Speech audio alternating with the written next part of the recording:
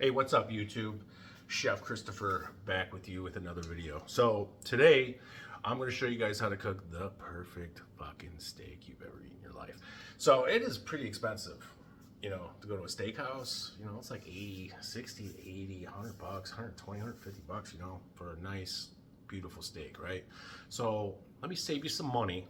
Go take yourself to Costco, get these sirloin steaks that they have at Costco, and they will blow your mind. They are one of the best sirloin steaks I've had in a long time.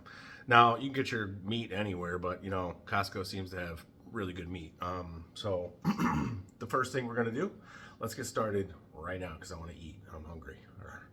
All right. All right, let's take a look at the steak. All right, so as you can see here, we got our steak. We got it sitting on this rack. Now, it is important to remember some things here, so pay the fuck attention, man. Okay, the first thing you're going to want to do is take your steak out of the fridge. Make sure you didn't come right out of the freezer, of course. When it's already thawed in the fridge, take it out of the fridge, let it sit on this rack or on a cutting board or on a plate or something for at least 20 minutes before you start cooking it. You want to get it down to room temperature, because if it's cold in the middle, you're just going to burn the outside of the steak, trying to finish cooking it. So don't do that. Just set it on a rack, set it on a plate, whatever. Let it sit for 20 minutes, okay? And you're good to go. First thing we're gonna do, we're gonna add some salt. Now you're gonna want to be generous when you're doing this seasonings, okay? Because you'll lose 30 to 40% of the seasoning when you sear the steak, okay? So be generous. I mean, look how big these things are. We got plenty. All right, let's push it all in. Get it in there. Smash that in there. Let it absorb it. Let it become it. Okay? All right, that's good. We're going to flip her over. Let's get the other side. And I am using the pink Himalayan salt. I kind of like to use the regular, like table salt. Or even like a thicker salt is actually better. But we don't have any, so this idiot was not prepared like usual. All right, make sure you get a lot of pepper on there, man. That's where you get the heat, baby. That's where the heat comes from. All right, take a look. Our pan is smoking. Okay, I don't know if you can see it or not, but the pan is smoking. That means it's ready. She's ready to go. I got it on medium heat. I'm gonna put some oil in here. Move around the pan. All right, I'm gonna use maybe 2 to 4 tablespoons. Now I use avocado oil, 100% pure. It has a smoke point of 500 degrees. It's a lot higher. It's good to use that. Okay. Now, when you lay the steak in there, lay it away from you. Okay. This shit is hot. We're using a cast iron pan. We're going to start our timer for 1 minute and let it rock. Now, you want to set it away from you. You don't want it's really hot. You don't want splashing to happen. If it does happen, it's going to happen that way. It's not going to happen towards me. It's not going to burn the shit out of me. You know what I mean? All right. Now, take your garlic. You got some garlic here. You're just going to smash it. Throw it in there, man. Okay? You don't have to peel it. Just give it a nice little smack with your wrist or with your palm. Get that in there. Get that. You want that garlic season on there. All right. Now it's very important also. Don't turn your steak. Don't touch it. Don't even look at it. All right. Just turn it when you have to turn it. It's not good to sit there and turn your steak. It is a kind of a myth that they say not to turn it all and just let it sit there for 6 minutes, 7 minutes, whatever it is. No. The more you turn it, the more it's going to cook evenly on each side. Get this garlic moving around in here. So don't cook it or turn it unless you have to, okay? You're at a minute. And always make sure the pan is hot before you put your steak in there. Look at that nice sear we got going on here. All right, timer, 1 minute. We'll do the other side for another minute. Get this garlic close to the steak. Okay. So, what else was I going to say?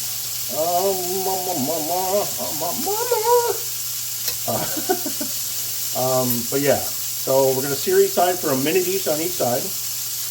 You got the garlic in there, roasting away. We got about 30 seconds left. Let it cook, man. Let it cook. Don't touch it. Leave it alone. Let it do its thing. Oh yeah, the other thing I was saying is make sure your pan is hot before you put your steak in there. Let it heat up. I'm using cast iron. When this thing starts smoking a little bit, it's good to go. It's ready. That's how I know. You use your avocado oil, put in there. All right. All right, we're at another minute. What we're going to do now is we're going to add just a little bit more, a little more salt. We're going to flip it again.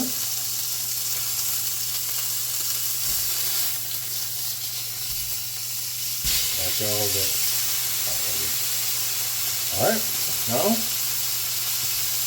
now we're gonna probably switch it to, we're gonna do a minute again, but we're gonna do it about every 30 seconds. Okay, we're gonna flip it about every 30 seconds now, a few times. All right, so pay attention. See how thick the steak is. If you're cooking a thin steak, you know those suck. I wouldn't recommend ever buying a thin steak unless you're gonna cook it for a minute on each side and just let it sit in the pan for about 3 minutes. It's done, and that's probably too long. You know, so you want about an inch to an inch and a half thick steaks is what you want to start cooking. All right, we're at 30 seconds here. Let's flip it again. All right, it's looking good. Let's add a little more oil.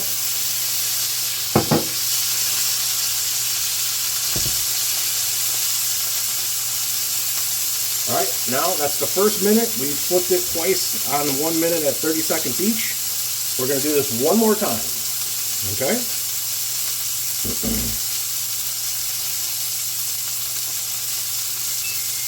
Time is done.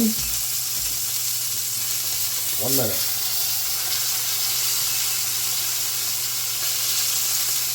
Okay, we're going to turn the vent on. There's a little smoke in here. All right.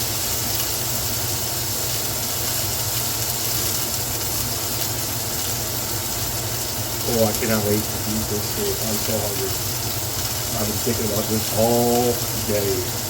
Got this garlic. Let's take the garlic, kind of rub it around on there a little bit. We're at 30 seconds. Flip again. That is the last time we're going to flip it. Put these garlic stuff right here on top of it. I'll get nice and toasty. That's going to be the fun part. It's coming up.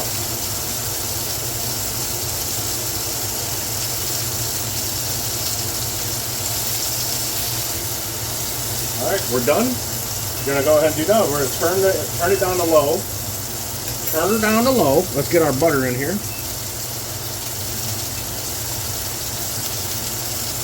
Nice, generous amount of butter.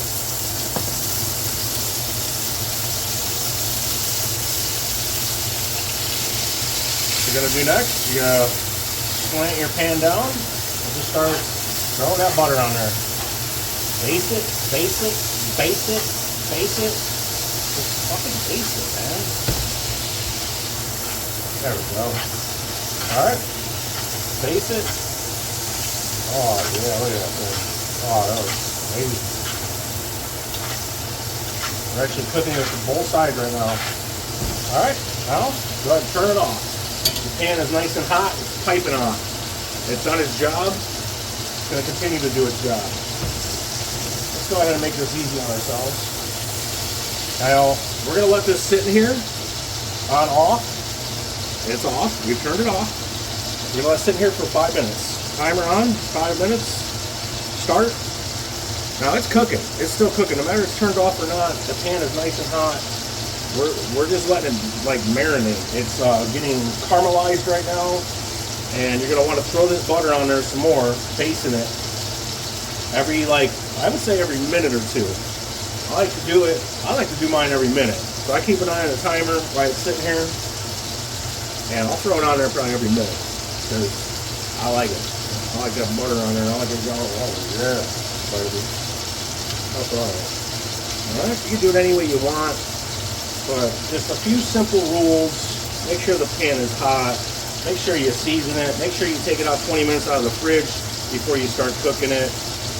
Cook it on sear it every minute, flip it every minute. After that, you flip it every 30 seconds.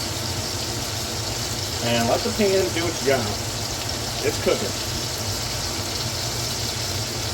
All right. Go ahead and baste it some more. Because we like it. We like it. We like it a lot. Oh man, look at this thing. This thing looks so good. Do you like that, baby? Do you like the butter? Let me do it. Alright. Let it rest. Let it rest. Don't touch it. Leave it alone. They say if you like your steak rare, you know, it's like your finger right here on right down below on your thumb. You know, you touch that piece of fat on your finger. Okay, that's rare. They say right here in the middle of your wrist is medium well maybe. This is well done up here. We don't cook. Okay, we don't ever cook well done steaks in this house. Okay, come around here, you're getting one. You're getting a medium or medium well, baby. I don't know who's eating well done steak, but we don't cook that shit around here. Oh man, this thing looks just amazing. Now, for rare, if you want your steak rare, you like it bloody, you're gonna want to do this. You're gonna want to sit this on here for about 4 minutes. I did 5, but we're probably gonna do more like 6 or 7. Okay, for more of a medium well. I like it red, but I don't like it dripping blood on my mouth. I'm not a vampire. I don't eat that shit like that. So, if you like it like that, hey, you want to do about 4 minutes. After 4 minutes of it just sitting there and you basting it, she's done, man. Pour out. You like it medium well, go about 6 or 7 minutes. You like it well done, let it sit in there for about 8 minutes, 9 minutes.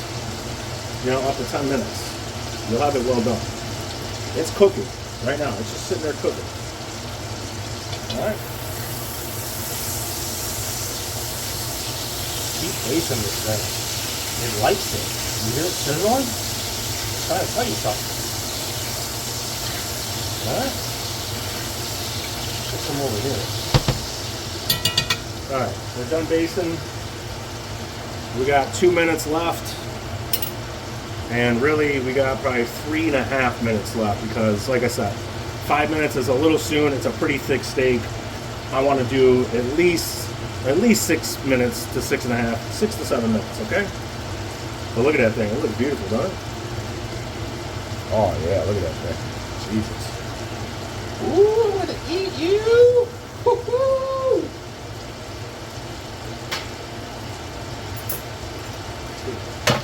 This thing out of my way.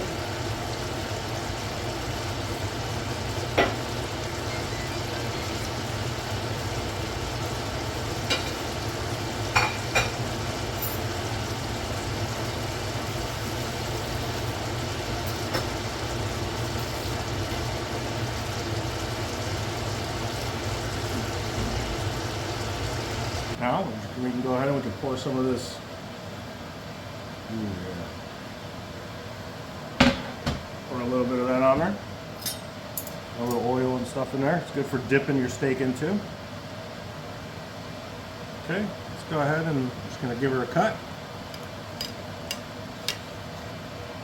All right, so you can see she's still a little bloody, but I think that's perfect actually. That's right where I'm going to like it.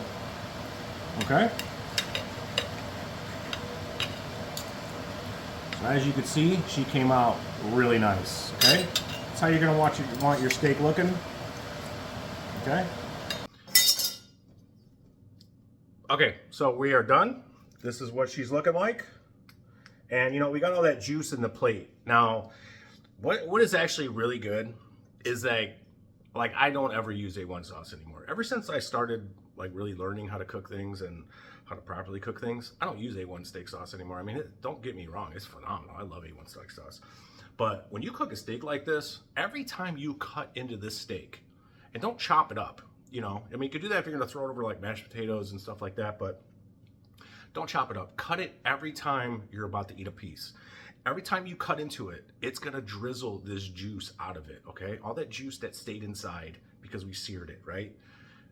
And you dip your steak in that juice, okay? So we have dipped her in there, okay? She looks beautiful. Look at that. Oh, yeah.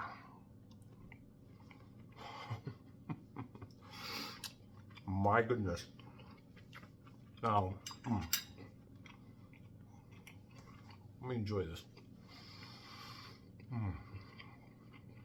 Wow.